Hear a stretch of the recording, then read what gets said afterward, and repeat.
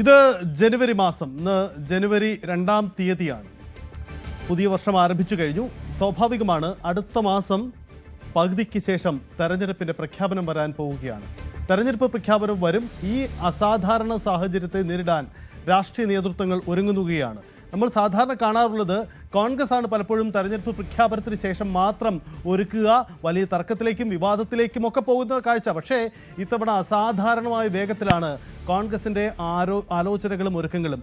തദ്ദേശ തെരഞ്ഞെടുപ്പിലും ഇത് തങ്ങൾക്ക് ഗുണം ചെയ്തു എന്ന വിലയിരുത്തലാണ് കോൺഗ്രസ് ഇത്തവണയും അങ്ങനെ ഒരുങ്ങുന്നത്. ആദ്യം അവർക്ക് പരിഹരിക്കേണ്ടത് മുന്നണിയിലെ സീറ്റ് തർക്കങ്ങളാണ്. മുന്നണിയിലെ സീറ്റ് തർക്കങ്ങൾ എന്ന് വെച്ചാൽ ചില മാറ്റങ്ങളൊക്കെ ഇത്തവണ ഉണ്ടായേ പറ്റൂ. ആ മാറ്റങ്ങൾ എന്തൊക്കെ എങ്ങനെയെന്നുള്ളത് നമുക്ക് വിശദമായി തന്നെ നോക്കേണ്ടതുണ്ട്. അതിൽ ഏറ്റവും സുപ്രധാനമായ ഒരു നീക്കം ഇത്തവണ ഉണ്ടാകുന്നു എന്നതാണ് സാഹചര്യം. കാരണം ഈ മുന്നണികളിലെ സീറ്റ് വിഭജന വിഷയത്തിൽ ഈ മാസത്തിൻ്റെ പകുതിയോടുകൂടി തന്നെ ധാരണയിലെത്തുകയാണ്. അതിലേറ്റവും പ്രധാനം മുസ്ലിം ലീഗും കോൺഗ്രസും തമ്മിലുള്ള സീറ്റ് വിഭജനം സംബന്ധിച്ചാണ്. തിരക്കിട്ട ചർച്ചകൾ ആരംഭിച്ചു കഴിഞ്ഞു. ഇത്തവണ കോൺഗ്രസ് ഒരു വലിയ സസ്പെൻസ് നീക്കത്തിന് ഒരുങ്ങുന്നു എന്നതാണ് പ്രധാനപ്പെട്ട കാര്യം. അതായത് കോൺഗ്രസിൻ്റെ സ്ഥാനാർത്ഥി പട്ടികയിൽ ഇത്തവണ വമ്പൻ സസ്പെൻസുകളാണ് കാത്തിരിക്കുന്നത് എന്നതാണ് കോൺഗ്രസ് കേന്ദ്രങ്ങൾ പറയുന്ന സൂചന. സ്ഥാനാർത്ഥികളുടെ കാര്യത്തിലും ഈ മാസം തന്നെ കോൺഗ്രസ് തീരുമാനമെടുക്കാൻ പോവുകയാണ്. ഇത്തവണത്തെ സ്ഥാനാർത്ഥി പട്ടികയിൽ ഉണ്ടാവുന്ന കോൺഗ്രസിൻ്റെ ആ സസ്പെൻസ് എന്തായിരിക്കും?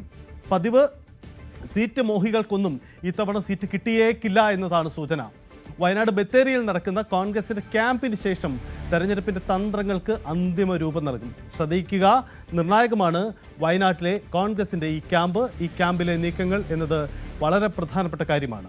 യെസ്, നമുക്കിനി നോക്കേണ്ടത് എന്താണ് കോൺഗ്രസിൻ്റെ ഈ വമ്പൻ പ്രഖ്യാപനങ്ങൾ. സ്ഥാനാർത്ഥി പട്ടികയിൽ എന്ത് പ്രത്യേകതയാണ് കോൺഗ്രസിൽ നിന്ന് നമുക്ക് പ്രതീക്ഷിക്കാനാവുക എന്ന ചോദ്യമാണ്. നമുക്ക് വിശദമായി തന്നെ പരിശോധിക്കാം എന്താണ് കോൺഗ്രസിൻ്റെ ആലോചനകൾ. അതിലേക്ക് വരുമ്പോൾ നോക്കൂ, ഇത്തവണ പതിവ് സീറ്റ് മോഹികൾക്ക് ഇത്തവണ സീറ്റ് ഉണ്ടാവില്ല എന്നതാണ് പ്രധാനപ്പെട്ട കാര്യം. നമുക്കറിയാം, തെരഞ്ഞെടുപ്പ് വരുമ്പോൾ കോൺഗ്രസിൽ എപ്പോഴും സീറ്റ് മോഹികൾ ഉണ്ടാവും. അവർക്ക് വലിയ അവകാശവാദങ്ങളുമായി രംഗത്ത് വരും. മുൻകാലങ്ങളിൽ പാർട്ടിയിലെ തങ്ങളുടെ അനുഭവ പരിചയങ്ങളും ഒപ്പം തന്നെ ഗ്രൂപ്പിൻ്റെ പിന്തുണയും ചില പ്രധാന നേതാക്കളുടെ നോമിനികളായിട്ട് വരിക, ഇങ്ങനെയൊക്കെ പലതും നമ്മൾ കണ്ടിട്ടുണ്ട് കോൺഗ്രസിൽ. പക്ഷേ ഇത്തവണ ഈ പതിവ് സീറ്റ് മോഹികൾക്ക് ഇത്തവണ സീറ്റുണ്ടാവില്ല. വിജയസാധ്യത മാത്രമായിരിക്കും അവിടെ മാനദണ്ഡമാവുക എന്നതാണ് പ്രധാനപ്പെട്ട കാര്യം. ഒപ്പം ഇതിൽ പ്രധാനമായി മാറുന്ന മറ്റൊരു കാര്യം കൂടിയാണ് ഈ ഹൈക്കമാൻഡിൻ്റെ കൃത്യമായൊരു നിർദ്ദേശം. അതായത് 50% സീറ്റ് പുതുമുഖങ്ങൾക്കും വനിതകൾക്കും യുവാക്കൾക്കും നൽകണമെന്ന കോൺഗ്രസ് ഹൈക്കമാൻഡിൻ്റെ ധാരണയുണ്ട്. അത് സംസ്ഥാന നേതൃത്വവുമായി പങ്കുവച്ചിട്ടുണ്ട്. അപ്പോൾ സമ്മിശ്രമായ ഈ സ്ഥാനാർത്ഥി പട്ടികയിൽ കടന്നു വരേണ്ട ഒരു പ്രധാനപ്പെട്ട കാര്യം 50% സീറ്റ് വനിതകൾക്കും യുവാക്കൾക്കും പുതുമുഖങ്ങൾക്കുമായി ഉൾക്കൊള്ളുന്ന, എന്നാൽ പരിചയസമ്പന്നരെയും കൂടി ഉൾപ്പെടുത്തുന്ന ഒരു സമ്മിശ്രമായ സ്വഭാവം ഈ പട്ടികയ്ക്ക് വേണ്ടി വരുമെന്നതാണ് പ്രധാനപ്പെട്ട കാര്യം. ഇനിയാണ് മറ്റൊരു പ്രധാനപ്പെട്ട കാര്യം. നിലവിൽ കോൺഗ്രസിൻ്റെ എല്ലാ സിറ്റിംഗ് MLA-മാർക്കും സീറ്റുണ്ടാവും. ആർക്ക് ഒഴികെ ഒരാൾക്ക് സീറ്റുണ്ടാവില്ല. മറ്റാർക്കുമല്ല, രാഹുൽ മാങ്കൂട്ടത്തിന് ഇത്തവണ സീറ്റ് ഉണ്ടാവില്ല. അതായത് രാഹുൽ മാങ്കൂട്ടം ഒഴികെയുള്ള എല്ലാ സിറ്റിംഗ് MLA-മാർക്കും ഇത്തവണ നിയമസഭയിലേക്ക് മത്സരിക്കാം. അത് കോൺഗ്രസിൻ്റെ ധാരണയാണ്. അവിടെയും ചില മാറ്റങ്ങൾക്ക് കൂടി സാധ്യതയുണ്ട്. ആ മാറ്റം എന്താ എന്നതുകൂടി പ്രധാനപ്പെട്ട കാര്യമാണ്. നമുക്കതിലേക്ക് വരാം. എന്തായാലും ഒരു കാര്യം വ്യക്തമാണ്, കോൺഗ്രസിൻ്റെ നിലവിലുള്ള എല്ലാ സിറ്റിംഗ് MLA-മാർക്കും മത്സരിക്കാം. അതത് മണ്ഡലങ്ങളിൽ തന്നെ മത്സരിക്കാം. പക്ഷേ രാഹുൽ മാങ്കൂട്ടത്തിന് സീറ്റ് ഉണ്ടാവില്ല. രാഹുലിൻ്റെ വിവാദവും അതുണ്ടാക്കിയ സാഹചര്യങ്ങൾ അറിയാം. ചിലരെങ്കിലും പ്രതീക്ഷ വെച്ചിരുന്നു ഈ കോൺഗ്രസ് ഈ തർക്കങ്ങൾക്കൊക്കെ ഒടുവിൽ രാഹുൽ മാങ്കൂട്ടത്തിന് ഒടുവിൽ സീറ്റ് നൽകിയേക്കും എന്നത്. പക്ഷേ കോൺഗ്രസ് ഉറപ്പിക്കുന്നു ഇത്തവണ രാഹുൽ മാങ്കൂട്ടത്തിന് സീറ്റില്ല. കാരണം രാഹുലിൻ്റെ കേസ്, അതിൻ്റെ നിയമ നടപടികൾ അത് ഏത് വഴിയും നീങ്ങിയാൽ പോലും ഇത്തവണ രാഹുലിന് സീറ്റില്ല. 2 കാരണങ്ങളാണ്. ഒന്ന്, രാഹുലിൻ്റെ കേസും നിയമപ്രശ്നങ്ങളും ഒരു വഴിക്ക്. മറ്റൊന്ന്, രാഹുൽ മാങ്കൂട്ടത്തിന് സീറ്റ് നൽകിയാൽ അത് മുന്നണിയുടെ പൊതുവിലുള്ള തെരഞ്ഞെടുപ്പിൻ്റെ ശോഭ കെടുത്തും. ഇതാണ് കോൺഗ്രസിൻ്റെ വിലയിരുത്തൽ. അതുകൊണ്ട് രാഹുൽ മാങ്കൂട്ടത്തിന് ഇത്തവണ സീറ്റ് ഉണ്ടാവില്ല എന്നതാണ് പ്രധാനപ്പെട്ട കാര്യം. ഒപ്പം ഒരു കാര്യം കൂടി പ്രധാനപ്പെട്ടതാണ്. അതെന്താ എന്നത് കൂടി ശ്രദ്ധിക്കുക. തൃപ്പൂണിത്തറയിൽ ഇത്തവണ കെ ബാബു മത്സരിക്കുമോ ഇല്ലയോ എന്ന കാര്യത്തിൽ ചില കൃത്യതയുണ്ടായിട്ടില്ല. അതുകൊണ്ട് കെ ബാബു ഇല്ലെങ്കിലാണ് തൃപ്പൂണിത്തറയിൽ പുതിയ സ്ഥാനാർത്ഥി വരിക. അല്ലെങ്കിൽ കെ ബാബു തന്നെ തൃപ്പൂണിത്തറയിൽ മത്സരിക്കുമെന്നതാണ് കോൺഗ്രസിലെ ധാരണ. ഓർക്കുക, എല്ലാ സിറ്റിംഗ് MLA-മാർക്കും ഇത്തവണ മത്സരിക്കാം. പക്ഷേ അതിനപ്പുറം തൃപ്പൂണിത്തറയുടെ കേസിൽ ചില ആശയക്കുഴപ്പമുണ്ട്. അവിടെ കെ ബാബുവിന് ആരോഗ്യ പ്രശ്നങ്ങളുണ്ട്. അതുകൊണ്ട് കെ ബാബു ഇല്ലെങ്കിൽ മാത്രമേ പുതിയൊരാളെ അവിടെ മത്സരിക്കാൻ സാധ്യതയുള്ളൂ എന്ന കാര്യം കൂടിയാണ്. ഒപ്പം കഴിഞ്ഞ ദിവസങ്ങളിൽ ഉയർന്നു വന്ന കാര്യമാണ് ഈ കോൺഗ്രസിൻ്റെ തലമുതിർന്ന നേതാക്കൾ, അതായത് മുല്ലപ്പള്ളി രാമചന്ദ്രൻ, PM സുധീരൻ അടക്കമുള്ളവർ, ഇവരൊക്കെ നിയമസഭയിൽ മത്സരിക്കുമോ എന്ന ചോദ്യമാണ്. ഇവിടെയിൽ ഏറെക്കുറെ നമുക്ക് ഉറപ്പിക്കാവുന്ന കാര്യം മറ്റൊന്നുമല്ല, മുല്ലപ്പള്ളി രാമചന്ദ്രൻ മത്സരിച്ചേക്കും. അത് മലബാറിലെ ഏതെങ്കിലും സീറ്റിൽ മുല്ലപ്പള്ളി മത്സരിക്കാനുള്ള സാധ്യത തന്നെയാണ് കോൺഗ്രസ് കേന്ദ്രങ്ങൾ പങ്കുവെക്കുന്നത്. അതായത് മുല്ലപ്പള്ളി രാമചന്ദ്രൻ വരുന്നതോടുകൂടി മലബാറിലെ ഒരു കോൺഗ്രസിൻ്റെ ഈഴവ മുഖം ഉണ്ടാകുന്നു എന്ന പ്രധാനപ്പെട്ട കാര്യമാണ്. കോൺഗ്രസ് ആണ് സാമുദായിക സന്തുലിതാവസ്ഥ കൃത്യമായി അവർക്ക് പാലിക്കേണ്ടി വരും. അതുകൊണ്ട് തന്നെ മുല്ലപ്പള്ളി രാമചന്ദ്രൻ വരുന്ന ഒരു കരുത്താകും എന്നു മാത്രമല്ല, മുല്ലപ്പള്ളി ഒരു മുതിർന്ന മുഖമാണ്. പലപ്പോഴും CPM-ൻ്റെ കോട്ടകളിലൊക്കെ അട്ടിമറി സൃഷ്ടിച്ചിട്ടുള്ള ആളുമാണ്. വടകരയിലെ വിജയമൊക്കെ നമുക്ക് അറിയാം. അതുകൊണ്ട് മുല്ലപ്പള്ളി രാമചന്ദ്രൻ്റെ കടന്നുവരവ് കോൺഗ്രസിന് കരുത്തു പകരും. അതുകൊണ്ട് തന്നെ മുല്ലപ്പള്ളി രാമചന്ദ്രൻ സ്ഥാനാർത്ഥി പട്ടികയിൽ ഉണ്ടാവാനുള്ള സാധ്യത വളരെ ഏറെയാണ്. അന്തിമ തീരുമാനം ഉണ്ടാവേണ്ടിയിരിക്കുന്നു, പക്ഷേ മുല്ലപ്പള്ളി സ്ഥാനാർത്ഥിയായി ഉണ്ടാകും. ഇത്തരമൊരു സസ്പെൻസ് കൂടി നമുക്ക് കോൺഗ്രസിൻ്റെ സ്ഥാനാർത്ഥി പട്ടികയിൽ നിന്ന് പ്രതീക്ഷിക്കാം. ഒപ്പം ഒരു കാര്യം കൂടിയുള്ളത്, ഈ മാസത്തിൻ്റെ പകുതിയോടുകൂടി പ്രാഥമിക ധാരണ ഈ മുന്നണിയുടെ പട്ടികയുടെ കാര്യത്തിൽ കോൺഗ്രസ് ഉണ്ടാക്കുമെന്നതാണ് നിലവിലുണ്ടായിരിക്കുന്ന ധാരണ.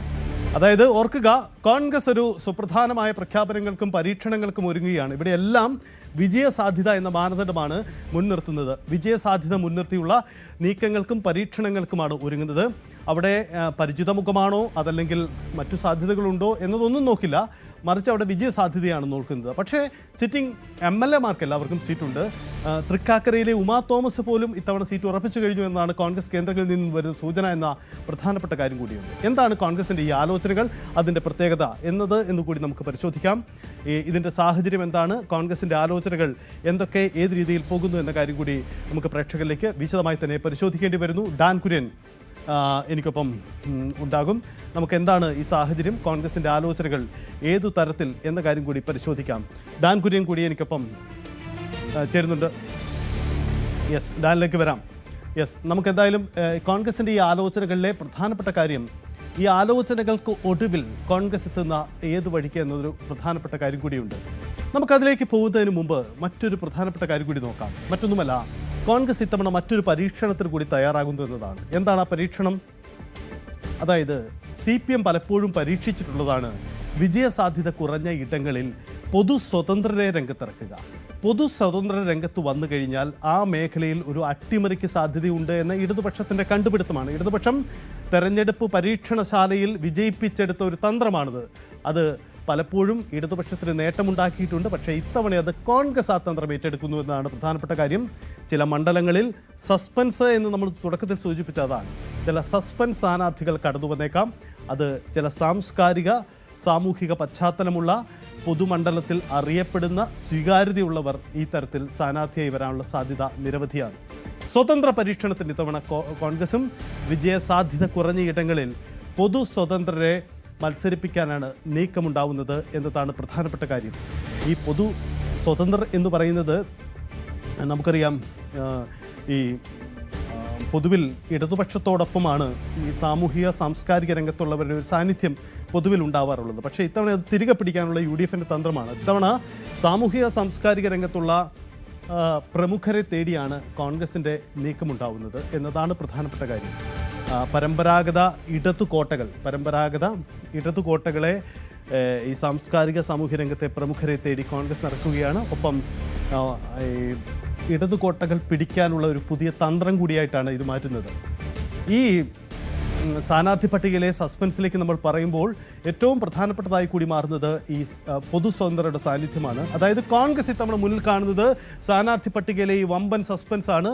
ഈ സസ്പെൻസിൽ ഏറ്റവും പ്രധാനപ്പെട്ടത് പൊതു സ്വതന്ത്രരുടെ സാന്നിധ്യം എന്ന പ്രധാനപ്പെട്ട കാര്യം കൂടിയാണ്. കാരണം പൊതു സ്വതന്ത്ര കളത്തിലിറങ്ങുന്നതോടുകൂടി മുന്നണിയുടെ സ്ഥാനാർത്ഥിക പട്ടികയ്ക്ക് പൊതുവിലൊരു സ്വീകാര്യത ഉണ്ടാവുന്നു. അവരുടെ വിജയസാധ്യതയ്ക്കപ്പുറം ആ സ്വീകാര്യത പൊതുവായി സംസ്ഥാനത്ത് പ്രതിഫലിക്കുമെന്നതാണ്. ഉദാഹരണം, സാംസ്കാരിക മുഖങ്ങളെയൊക്കെ കോൺഗ്രസിനൊപ്പം UDF-നൊപ്പം അണിനിരത്തുക എന്നത് മുന്നണിയുടെ രാഷ്ട്രീയ സ്വഭാവത്തിന് തന്നെ മാറ്റമുണ്ടാകുന്നു. പൊതുവിൽ തങ്ങൾക്കാണ് ഈ രാഷ്ട്രീയ മണ്ഡലത്തിൽ വലിയ സ്വീകാര്യത എന്ന അവകാശവാദം ഉന്നയിക്കാനൊക്കെ കോൺഗ്രസിനും UDF-നും കഴിയും. അതുകൊണ്ട് പൊതു സ്വതന്ത്രരെ മുൻനിർത്തിയുള്ള ആ പരീക്ഷണത്തിന് കോൺഗ്രസ് ഇത്തവണ ഒരുങ്ങുന്നു എന്നതാണ് പ്രധാനപ്പെട്ട കാര്യം. അങ്ങനെയെങ്കിൽ നമ്മൾ കാണുന്ന പല പ്രമുഖരും ഒരുപക്ഷേ കോൺഗ്രസിൻ്റെ UDF-ൻ്റെ സ്ഥാനാർത്ഥി പട്ടികയിൽ ഉൾപ്പെട്ടാലും അത്ഭുതപ്പെടാനില്ല എന്നതാണ് പ്രധാനപ്പെട്ട കാര്യം. അതുകൊണ്ട് സുപ്രധാനമായ ഈ നീക്കത്തിലേക്ക് തന്നെ കോൺഗ്രസ് കടക്കുകയാണ്. അത്തരം ആലോചനകളാണ് നടക്കുന്നത്. ഇത് ഈ ആഴ്ചയും അടുത്ത ആഴ്ചയുമായി നടക്കുന്ന ചർച്ചകളിൽ ഇത് സംബന്ധിച്ച തന്ത്രങ്ങൾ ആവിഷ്കരിക്കപ്പെടും. വയനാട്ടിലെ കോൺഗ്രസിൻ്റെ ക്യാമ്പ് ഈ പൊതു സ്വതന്ത്രരെ ആരൊക്കെ എന്നത് സംബന്ധിച്ച് ഒരു ധാരണയുണ്ടാകും. ഇതിനകം തന്നെ പല പ്രമുഖരുമായുള്ള ചർച്ചകൾ, ആശയവിനിമയങ്ങൾ നടന്നു കഴിഞ്ഞു എന്നതാണ് നമുക്ക് മനസ്സിലാക്കാനാവുന്നത്. നേരത്തെ സി കെ ജാനുവിൻ്റെ പാർട്ടി UDFിൻ്റെ ഭാഗമായപ്പോൾ പലരും ചോദിച്ച ഒരു ചോദ്യമുണ്ട്: എന്തിന് ഈ സി കെ ജാനുവിനെ ഒപ്പം ചേർക്കണം? അവർക്ക് എന്ത് രാഷ്ട്രീയ നേട്ടമുണ്ടാക്കാൻ UDFിന് കഴിയുമെന്നത്. അപ്പോൾ സി കെ ജാനുവിൻ്റെ പാർട്ടി ഉണ്ടാക്കുന്ന അണികളുടെ ബലത്തിനപ്പുറം സി കെ ജാനു UDFിന് ഭാഗം എന്ന ഒരു രാഷ്ട്രീയ സന്ദേശം മുൻനിർത്തുക എന്നതാണ് UDF നേട്ടമായി കരുതുന്നത്. അതുതന്നെയാണ് ഈ പൊതു സ്വതന്ത്രരുടെ കാര്യത്തിലും കോൺഗ്രസ് മുന്നോട്ട് വയ്ക്കുന്ന രാഷ്ട്രീയ തന്ത്രം എന്നതാണ് പ്രധാനപ്പെട്ട കാര്യം. അപ്പോൾ ചുരുക്കം എങ്ങനെയാണ്? കോൺഗ്രസിൻ്റെ സ്ഥാനാർത്ഥി പട്ടികയിൽ വമ്പൻ സസ്പെൻസുകൾ ഉണ്ടാകുമെന്ന് അവർ അവകാശപ്പെടുന്നു. ഇതിൻ്റെ സാധ്യത എത്രമാത്രമുണ്ട്? കോൺഗ്രസിന് ഇത് സാധ്യമാകുമോ? നമുക്ക് വിശദമായി പരിശോധിക്കാം. ഡാൻ കുര്യൻ എനിക്കൊപ്പമുണ്ട്. Dan, good morning. എന്തായാലും ഈ വിഷയത്തിൽ നമുക്ക് കോൺഗ്രസിൻ്റെ തുടക്കത്തിലേക്ക് വരുമ്പോൾ വമ്പൻ സസ്പെൻസുകളുണ്ടെന്ന അവകാശവാദം കോൺഗ്രസ് ഉന്നയിക്കുന്നുണ്ട്. തിരക്കിട്ട ചർച്ചകൾ നടക്കുകയാണ്. ആദ്യം ഈ കോൺഗ്രസ് അവകാശപ്പെടുന്നത് പോലെ അവർ മുന്നോട്ട് വെക്കുന്ന ചില മാനദണ്ഡങ്ങളുണ്ടല്ലോ, 50% യുവതികൾക്കും യുവാക്കൾക്കും പുതുമുഖങ്ങൾക്കും. അപ്പോൾ പതിവ് സീറ്റ് മോഹികൾ ഇത്തവണ നിരാശപ്പെടേണ്ടി വരും എന്നാണോ എൻ്റെ ചുരുക്കം?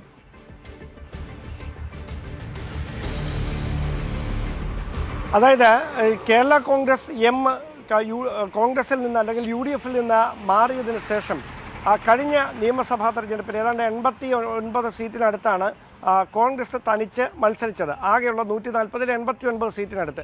അതിൽ നമുക്കറിയാം കോൺഗ്രസ് ലഭിച്ചിരിക്കുന്ന സീറ്റുകളുടെ എണ്ണം എത്രയാണെന്നുള്ള കാര്യം നമുക്ക് വ്യക്തമായി അറിയാം. അവിടെ ഈ സിറ്റിംഗ് MLAമാർ മുഴുവൻ മത്സരിക്കുന്നതാണ് സാധാരണയുള്ള ഒരു പതിവ്. അതിൽ നിന്ന് വിപരീതമായി പാലക്കാട് ഉണ്ടായിരിക്കുന്ന വിവാദങ്ങളുടെ പശ്ചാത്തലത്തിൽ പാലക്കാട് മാത്രമായിരിക്കും സിറ്റിംഗ് MLAമാരുള്ള സ്ഥലത്തൊരു പുതുമുഖത്തെ പരീക്ഷിക്കുക. ബാക്കിയുള്ള സ്ഥലങ്ങളുടെ കാര്യത്തിലാണ് വലിയ തരത്തിലുള്ള ചർച്ചകൾ നടന്നുകൊണ്ടിരിക്കുന്നത്. അവിടെ കോൺഗ്രസിൻ്റെ സ്ഥാനാർത്ഥി നിർണയത്തിനൊരു പ്രൊഫഷണൽ ടച്ച് കൈവന്നിരിക്കുന്നു. അത് ഒരു പ്രൊഫഷണൽ മികവോടെ മാത്രമായിരിക്കും ഈ സ്ഥാനാർത്ഥി നിർണയം പൂർത്തിയാക്കുക എന്നതാണ് ഇപ്പോൾ ലഭ്യമാകുന്ന വിവരങ്ങൾ. അതായത് ഗ്രൂപ്പ് നേതാക്കളുടെ താല്പര്യങ്ങൾക്ക് അപ്പുറത്തേക്ക് ജയസാധ്യത മാത്രം മുന്നിൽ നിർത്തിക്കൊണ്ടുള്ള ഒരു നിർണായകമായ സ്ഥാനാർത്ഥി നിർണയത്തിലേക്കായിരിക്കും കോൺഗ്രസ് ക്യാമ്പ്, കോൺഗ്രസ് നേതൃത്വം കടക്കുക. അതിൻ്റെ ഭാഗമായി പലതവണ പല സർവേകൾ കേരളത്തിൽ നടന്നു കഴിഞ്ഞു. ഇപ്പോൾ ലേറ്റസ്റ്റായ ഒരു സർവേ രഹസ്യമായി പുരോഗമിച്ചുകൊണ്ടിരിക്കുകയാണെന്നുള്ള വിവരങ്ങൾ കൂടി ലഭിക്കുന്നുണ്ട്. അതിൻ്റെ കൂടി അടിസ്ഥാനത്തിൽ വൈകാതെ തന്നെ ഇക്കാര്യത്തിൽ അന്തിമമായൊരു ധാരണയിലേക്ക് എത്തും. അതായത് തദ്ദേശ തെരഞ്ഞെടുപ്പിന് മുൻപ് ഉണ്ടായിരുന്ന സാഹചര്യം, തദ്ദേശ തെരഞ്ഞെടുപ്പ് പൂർത്തിയായതിനു ശേഷം ഓരോ മണ്ഡലങ്ങളിലും നിലനിൽക്കുന്ന സാഹചര്യം, ഇതൊക്കെ പരിഗണിച്ചുകൊണ്ടായിരിക്കും സ്ഥാനാർത്ഥി നിർണയം ഉണ്ടാകുക. അവിടെ ഏറ്റവും പ്രധാനപ്പെട്ട കാര്യം ഈ UDF അധികാരത്തിലേക്ക് എത്തിയേക്കും എന്ന ഒരു സാഹചര്യം അല്ലെങ്കിൽ അത്തരം ഒരു വിലയിരുത്തലിൻ്റെ അടിസ്ഥാനത്തിൽ പല പ്രമുഖരും സ്ഥാനാർത്ഥികളാകുന്നതിന് വേണ്ടിയിട്ടുള്ള രഹസ്യ നീക്കങ്ങൾ അണിയറയിൽ ഇതിനോടകം തന്നെ തുടങ്ങിക്കഴിഞ്ഞിട്ടുണ്ട്. പക്ഷേ ഞാൻ നേരത്തെ സൂചിപ്പിച്ച ഈ പ്രൊഫഷണൽ ടച്ച് വരുന്ന സ്ഥാനാർത്ഥി നിർണയം ഉണ്ടാകുമ്പോൾ അവിടെ മാനദണ്ഡമാകാൻ പോകുന്നത് നേതാക്കൾ എത്ര വർഷമായി പാർട്ടിയിൽ പ്രവർത്തിക്കുന്നു, അവർ ഏത് പദവിയിൽ ഇപ്പോൾ ഇരിക്കുന്നു, നേരത്തെ ഏത് പദവി വഹിച്ചിരുന്നു എന്നതിനൊക്കെ അപ്പുറത്തേക്ക് അവർക്കുള്ള സ്വീകാര്യതയും മുന്നണിയും അതോടൊപ്പം വോട്ടർമാരും ആ വ്യക്തിയെ അംഗീകരിക്കുമോ അല്ലെങ്കിൽ അങ്ങനെ ഒരു അക്സെപ്റ്റൻസ് മണ്ഡലത്തിൽ നേതാവിനുണ്ടോ എന്ന കാര്യം മാത്രമായിരിക്കും. അവിടെയാണ് പല പ്രമുഖർക്കും ആശങ്കപ്പെടുന്ന ഒരു സാഹചര്യം ഒരുപക്ഷെ ഉണ്ടാകാൻ പോകുന്നത്. അങ്ങനെയെങ്കിൽ തദ്ദേശ തെരഞ്ഞെടുപ്പിൽ നമ്മൾ കണ്ട കോൺഗ്രസിലെ യുവമുഖങ്ങളായി ഉയർന്നു വന്ന പല യുവ സ്ഥാനാർത്ഥികൾക്കും വനിതാ മുഖങ്ങൾക്കും ഒക്കെ തദ്ദേശ തെരഞ്ഞെടുപ്പിൽ വലിയ വിജയം നേടിയ അത്തരത്തിൽ മികവ് തെളിയിച്ച സ്ഥാനാർത്ഥികൾക്ക് ഒരുപക്ഷെ നിയമസഭാ തെരഞ്ഞെടുപ്പിൽ 50% സീറ്റ് അവർക്ക് വേണ്ടി മാത്രമായി മാറ്റിവെക്കപ്പെടുന്ന ഒരു സാഹചര്യം ഉണ്ടാകുമ്പോൾ അവിടെ തടയപ്പെടാൻ സാധ്യതയുള്ളത് ഒരുപക്ഷെ സ്ഥാനം മോഹിച്ചു നിൽക്കുന്ന അല്ലെങ്കിൽ സ്ഥാനാർത്ഥികളാകാൻ കാക്ഷിക്കുന്ന ഒരു പറ്റം മുതിർന്ന നേതാക്കളായിരിക്കും. എന്തായാലും സ്ഥാനാർത്ഥി നിർണയത്തിന് ഗ്രൂപ്പ് നേതാക്കളുടെ വാക്കുകൾക്കപ്പുറത്തേക്ക് ജയസാധ്യത തന്നെ മുന്നിൽ നിർത്തിക്കൊണ്ടുള്ള ഒരു കൃത്യമായ നീക്കത്തിലേക്ക് കോൺഗ്രസ് നേതൃത്വം കടക്കുമ്പോൾ അതിൽ നിർണായകമാകാൻ പോകുന്നത് അടുത്ത ദിവസം വയനാട്ടിൽ ചേരാൻ പോകുന്ന ക്യാമ്പ് എക്സിക്യൂട്ടീവാണ്. അവിടെ ഈ വിഷയങ്ങളെക്കുറിച്ചൊക്കെ വിശദമായ ചർച്ചകൾ നടന്നില്ല എങ്കിൽ കൂടി സംഘടനയെ കെട്ടിപ്പടുക്കാനായി അല്ലെങ്കിൽ തെരഞ്ഞെടുപ്പിൽ വിജയം ഉറപ്പാക്കാനായി ഏത് തരത്തിലുള്ള തന്ത്രങ്ങൾ ആവിഷ്കരിക്കണം എന്നതടക്കമുള്ള കാര്യങ്ങളിൽ വിശദമായ ചർച്ചകൾ നടക്കും. അവിടെ സ്ഥാനാർത്ഥികളുടെ സ്വീകാര്യത ഒരു പ്രധാനപ്പെട്ട വിഷയമായി മാറും എന്നാണ് ഇപ്പോൾ ലഭ്യമാകുന്ന വിവരം.